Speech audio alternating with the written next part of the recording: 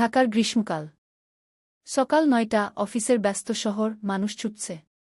নিহারিকা, ২-৫ বছরের তরুণী ফটোজার্নালিস্ট, কাজের জন্য বের হয়েছে শহরের পুরনো অংশের ভাঙা রাস্তায়। হাতের ক্যামেরা, চোখে অদ্ভুত উচ্ছ্বাস, মনে এক ধরনের প্রত্যাশা। সেই সময় অর্ণব, ২-৮ বছরের স্থপতি, তার প্রজেক্টের জন্য ওইজফট এলাকায় এসেছে। দুজনের চোখ হঠাৎ মিল।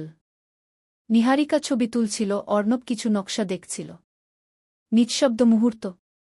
অর্ণব হেসে বলল, আপনি কি এমন সব ছবি তুলেন যা কারো হৃদয় ছুঁয়ে যায়?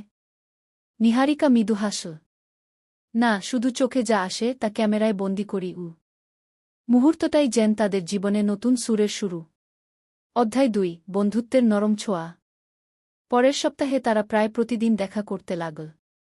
কখনো ক্যাফেতে, কখনো শহরের রাস্তায় হাঁটতে হাঁটতে। নিহারিকা জানতে চাইল অর্ণবের প্রজেক্টের পরিকল্পনা। অর্ণব বলল, আমি শুধু মানুষদের জন্য এমন জায়গা বানাই যেখানে তারা শান্তি পেতে পারে। নিহারিকা হেসে বলল, তুমি শান্তি বানাও আর আমি তা ছবি দিয়ে ধরে রাখি। ধীরে ধীরে তাদের বন্ধুত্ব গভীর হল। কখনো হাত ধরে কথা বলা হয়নি, কিন্তু চোখের ভেতর ভাষা ছড়িয়েছিল। প্রতিটি হাসি, প্রতিটি ছোট দৃষ্টি দুজনের হৃদয়ে দাগ ফেলে। অধ্যায় ৩, প্রথম ভালোবাসার চিহ্ন। এক বিকেল, নদীর ধারে। হালকা হাওয়া, সূর্যের শেষ আলো। নিহারিকা বলল, ভালোবাসা মানে শুধু সুখ নয়, কখনো কখনো দুঃখ থাকে। অর্ণব হেসে বলল, তাহলে তুমি কি জানো আমি তোমাকে কতদিন ধরে ভালোবাসি? নিহারিকা নীরব, তারপর আর চোখে তাকিয়ে বলল, আমিও। প্রথম আলিঙ্গন। নীরব, নিখুঁত, কিন্তু হৃদয় থেকে হৃদয়ে। অধ্যায় ৪, দূরত্বের পরীক্ষা। নিহারিকা হঠাৎ নিউজ প্রজেক্টের জন্য ভারতের মুম্বাই চলে গেল। অর্ণব চুপচাপ। মেসেজ আসা কমে গেল, ফোন কমে গেল। একদিন অর্ণব ফেসবুকে দেখল মহিলার ছবি এক সাংবাদিকের সঙ্গে। ক্যাপশন, নতুন প্রজেক্টের সহকর্মী। হৃদয় কেঁপে উঠল। অর্ণব ভাবল, হয়তো ওর ভালোবাসা কমে গেছে। অধ্যায় ৫, ভুল বোঝাবুঝি। দূরত্বের কারণে অর্ণব নিজেকে একা মনে করল। নিহারিকা ব্যস্ত থাকায় ফোনও ধরছিল না। একদিন রাতে সে লিখল, নিহারিকা, তুমি যদি এখনও আমাকে ভালোবাসো, আমাকে জানাও। কিন্তু যদি না, আমি সবসময় অপেক্ষা করেছি। চিঠি পাঠাল, কিন্তু উত্তর এল না।